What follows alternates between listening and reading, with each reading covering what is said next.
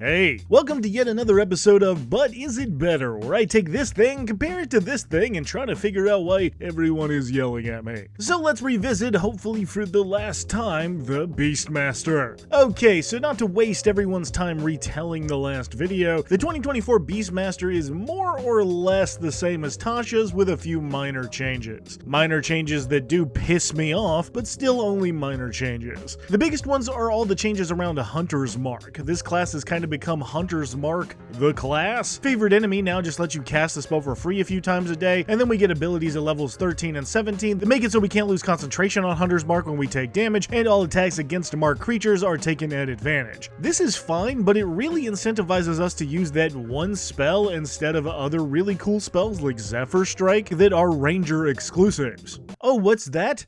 Zephyr Strike got taken out of the game? Cool. Otherwise, we also get weapon masteries, which I love, epic boons that I also love, but our level 20 capstone now just turns our Hunter's Mark into a D10 instead of a D6. We couldn't have fun forever, I guess. Anyway, on to the Beastmaster, and again, this subclass is so close to the Tasha's version that it's not really worth going over in detail again. You can still summon one of 3 beasts, however the only real updates are that you can choose to deal force damage at level 7 to overcome magical resistances, and Bestial Fury at level 11 gets the benefit of your Hunter's Mark if it hits, so that's cool. But let me just go ahead and rip off the band-aid, because as much as people in the comments have been saying this Beastmaster is better, it's really just mid at best, and exceptionally boring at worst. The Beastmaster yet again had an opportunity to be fixed, but was instead left to rot out in the sun. I'm not a fan how any of the 2024 Ranger subclasses got reworked, but to just copy and paste the guy that didn't work in the first place back over here almost feels insulting to our intelligence.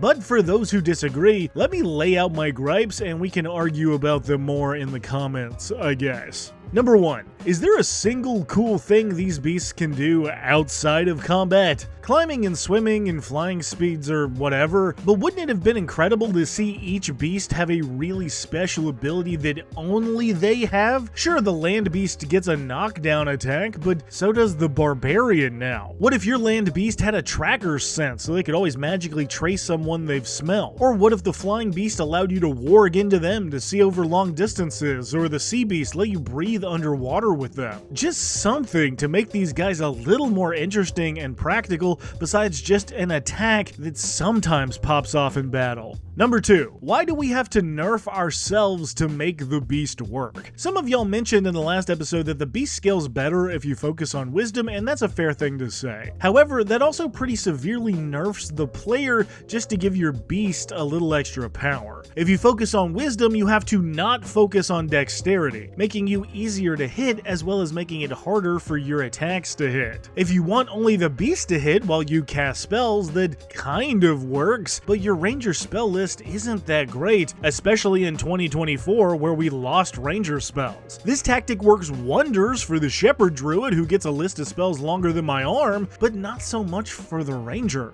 That's why in the last video I wanted the beast to get a turn all their own without you having to command them or waste actions, bonus actions, or attacks. That way you can cast spells and do your thing while working in tandem with your partner. Even if this was just a buff you get at later levels, it would seriously help you out not to have to worry about wasting all this stuff to get the beast to attack. But in its current state, the cost for doing any of this doesn't seem worth it when your attacks are usually better. Number 3. How do we actually fix the Beastmaster? Honestly, I think the Beastmaster needs a rework from the ground up.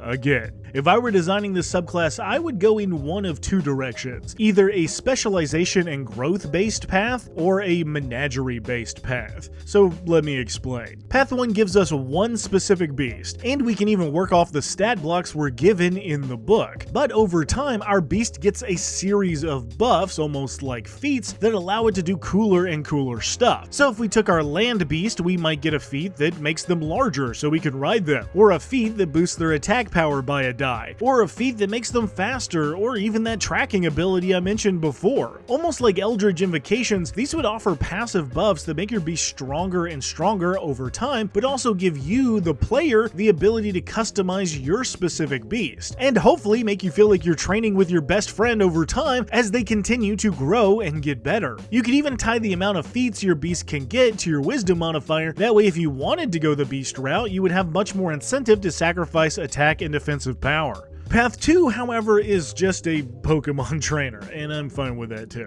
Maybe as we get better, we can command and control more beasts to adventure with us, maybe to a maximum of 6, and you can either choose from a list of stat blocks or grab a critter off the street. This option, at least to me, feels more like a Beastmaster, a master of beasts, controlling a little army of animals during a fight. Is it a nightmare to manage 7 sheets at once? Maybe, ask the Shepherd Druid. But is it broken? I don't think so. You could even keep the stuff about spending a whole action to control them at once as though your animals are a single unit. And wouldn't it be funny to watch bad guys get jumped by your household pets? So the Beastmaster is whatever. But is it better? I really don't think we can say better. It's functional.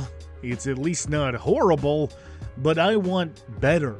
I want something interesting and cool, and the Beastmaster just does not deliver, at least in my opinion. It really comes down to the lack of neat stuff you can do with your beast. It's basically just another attack unless you put an extreme amount of work to make it not so. People have suggested giving the beast magic items, and come on, how is a boar supposed to wear a ring of protection? That's just not a thing. But if you're having to apply patch after patch after patch of homebrew just to make this subclass fun, it's not a good subclass. In my opinion, the 2024 Beastmaster might be even a little bit worse, because to make the beast good, you have to sacrifice dex, meaning your hunter's mark and weapon masteries, which are the best things you have, will pop off less.